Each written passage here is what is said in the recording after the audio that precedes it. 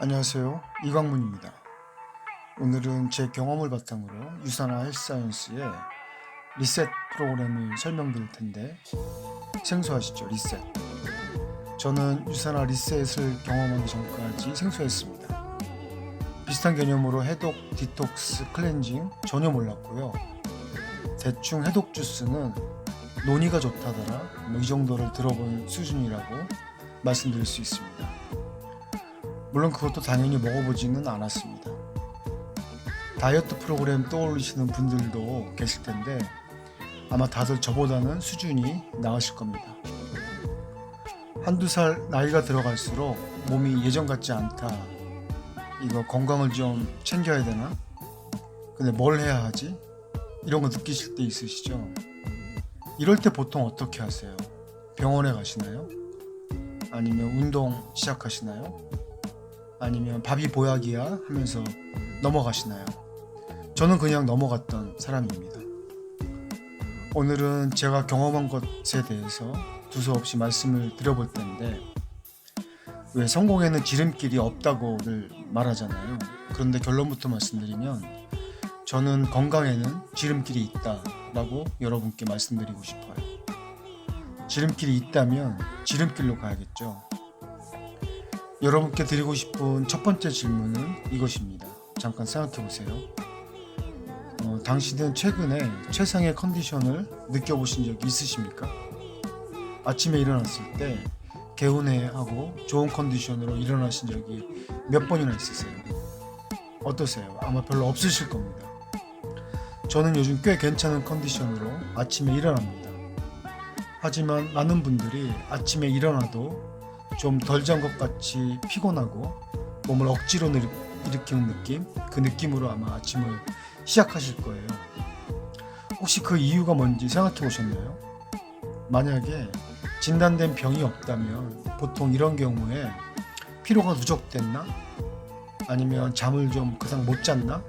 대강 그렇게 생각들 하시잖아요. 하지만 경험들을 해보셨겠지만 저는 잠을 많이 잔다고 해서 해결되지 않더라고요. 특히 나이가 들수록 말이죠. 그럼 이걸 어떻게 해야 하느냐는 거죠. 이럴 때 필요한 게 리셋, 디톡스, 해독, 클렌징 이런 거란 겁니다. 오늘 제가 유산화 리셋 28일 프로그램을 소개하는 이유입니다. 리셋의 개념은 말 그대로 전원을 다시 켜는 것, 즉 오류나 이벤트를 모두 없애고 시스템을 일반 상태나 초기 상태로 되돌리는 것. 몸에 비유하자면 몸의 독소를 비워서 최대한 건강한 상태로 만드는 것, 그리고 그 비워진 몸에 좋은 영양을 채우는 것, 이런 개념으로 이해하시면 될 것 같습니다. 그렇다면 우리가 비워내야 할 그 독소의 원인은 무엇일까요? 무분별한 음식 섭취, 음주, 운동 안 하고 흡연하고 불규칙한 생활, 이런 것들이 누적되면서 몸에 쌓이게 되고 우리를 피곤하게 만드는 바로 그것이 독소입니다. 질병을 만드는 원인이 된다는 겁니다. 저는 전부 해당됐습니다. 당연히 내보내지 못하면 쌓이는 거죠. 이런 것들이 쌓여서 컨디션이 떨어지게 되고 다양한 발병으로 이어진다. 이렇게 보는 게 상식일 겁니다. 몸은 절대 한 번에 망가지지 않잖아요. 다른 이유가 있겠습니까?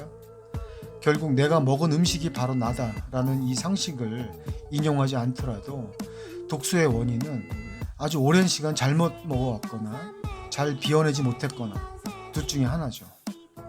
그렇게 보는 게 맞을 겁니다. 간단한 거 하나 생각해 보세요. 황금변 언제 보셨습니까?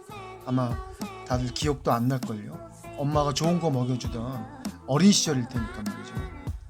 저도 마찬가지지만 그동안 음식을 드실 때 이거는 간에 좋으니까 챙겨서 먹고, 이거는 눈에 좋으니까 먹고, 위에 좋으니까 먹고, 이렇게 먹지 않잖아요.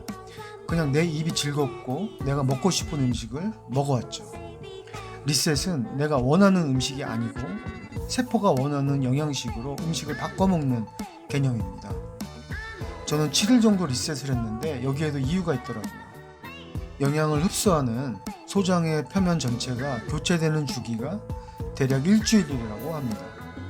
일주일 동안 장내 유산균에 먹인 밀가루나 설탕, 카페인, 항생제 이런 것들을 넣어주지 않기 때문에 빠른 시일 내에 장환경을 좋게 해줄 수 있었던 거고, 그렇기 때문에 단기간에 면역력이 올라갈 수 있었던 겁니다. 리셋을 하는 동안에는 규칙적인 식습관을 잡아가는 것이 매우 중요하고 충분한 수분 섭취도 필요하다고 합니다.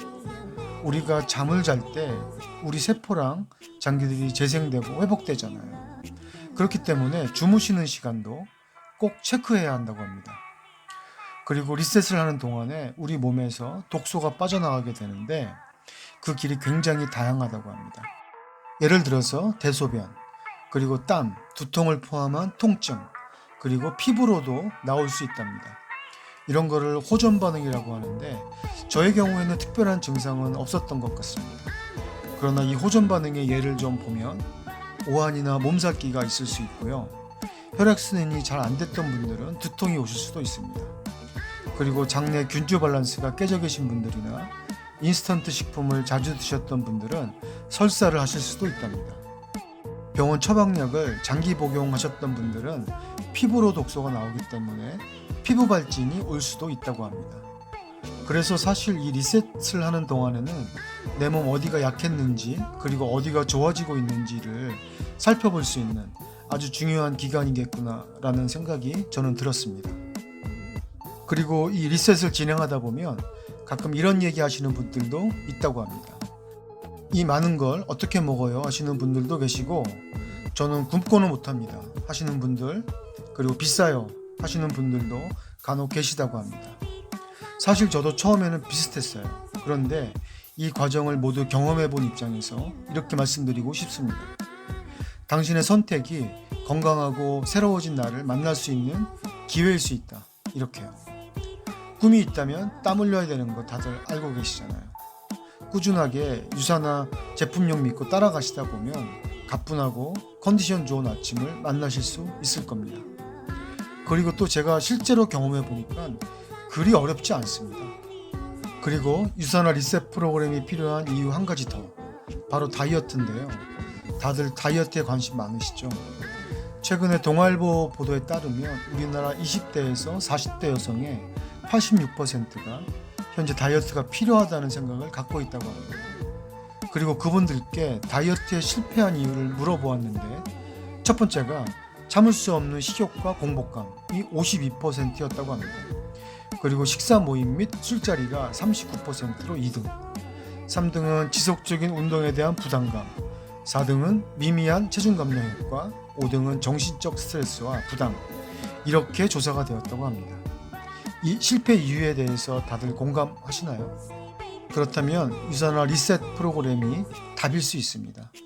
저는 다이어트 때문은 아니지만 리셋 이후에 4kg 정도 감량되었고 현재 상태가 유지되고 있습니다. 그런 이유로 저는 여러분께 당장 핸드폰을 열어서 구글 검색창에 유산화 리셋 다이어트 후기라고 검색해 보시길 권해드리고 싶어요. 앞서 언급되었던 그 실패 원인들이 유산화 리셋 프로그램 안에서 어떻게 극복되고 있는지 직접 확인해 보셨으면 좋겠습니다.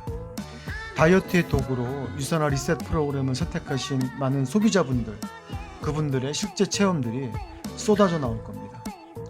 저는 스스로 빠르게 건강이 좋아지는 방법을 경험을 통해서 알게 되었습니다. 건강 지름길은 유산화 리셋 프로그램에 대한 과감한 도전, 그리고 올바른 실천이라고 자신 있게 말씀드릴 수 있습니다. 마지막으로 제 병력을 공유하는 것으로 마무리할까 합니다. 저는 가족력이 원인인 당뇨 환자입니다. 진단받은 지 15년 됐습니다. 죄송한데 간단하게 당뇨 환자들만 알 수 있는 얘기를 좀 해보겠습니다. 당뇨병으로 확정되는 기준은 당화혈색소 6.5 이상, 공복혈당 120 이상입니다. 당화혈색소와 공복혈당 이 두 가지가 당뇨 환자들을 무척 예민하게 만드는 숫자입니다. 특히 1년에 4번 측정하는 당화혈색소의 수치는 3개월간 생활의 질을 결정할 수도 있는 아주 민감한 수치입니다. 저는 당뇨 진단 이후에 당화혈색소 수치는 한 번도 7.5 밑으로 떨어지지 않았고 최고 수치는 무려 12.4까지 기록해봤습니다. 굉장하죠? 공복혈당은 평균 200 이상이었습니다. 식후혈당은 300이 훌쩍 넘었죠.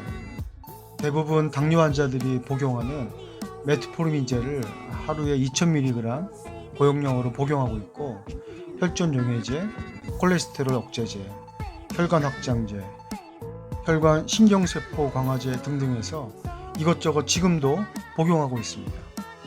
그럼에도 불구하고 주치의로부터 얼마 전까지 인슐린 주사제 처방을 강력하게 권유받은 바 있어요. 이런 제가 저번 달 당화혈색소 검사에서 6.6의 수치를 받았습니다. 공복혈당도 2달 내내 125 정도 매일 유지하고 있습니다. 저희 주치의는 처음에 이 결과를 보고서 마치 불치병을 고친 것처럼 뒤로 넘어질 뻔하더니 검사 과정에 오류일 수도 있다 라고 하면서 3개월 후에 봅시다 하더군요. 못 믿는 눈치입니다. 하지만 저는 100% 확신합니다. 아마 정확한 수치일 거예요. 제 컨디션이 말해주거든요. 아마 3개월 후에도 비슷한 결과가 나올 텐데 그때는 주치의의 궁금증도 풀어줄 겸 유산화 리셋을 권해볼 생각입니다. 저는 당뇨에 관해서는 한치라도 농담을 할 수 없는 입장입니다. 제가 특별히 한 게 없어요. 리셋 일주일 하고 유산화 종합영양제 헬스팩 포함해서 몇 가지 제품을 8개월 내내 거의 빼놓지 않고 섭취했다는 것이 달라진 유일한 것입니다. 여러분, 제가 15년 전에 발병할 당시에 당화혈색소 8.6이었습니다. 그리고 15년 후에 바로 전달 수치가 9.8이었어요. 대체 유산화 28일 그리고 그 이후 8개월간 유산화 제품을 섭취하는 동안에 제 몸에는 무슨 일이 일어난 걸까요? 저는 진심으로 여러분들께 말씀드리고 싶습니다. 건강경식증의 대표적인 증세는 아프면 병원약 잘 챙겨 먹지 하는 것하고 나는 원래 건강체질이야 라고 하는 것입니다. 지금 당장 리셋 문의하시기 바랍니다. 건강하고 새로운 나 만나시기를 진심으로 기원하겠습니다. 감사합니다.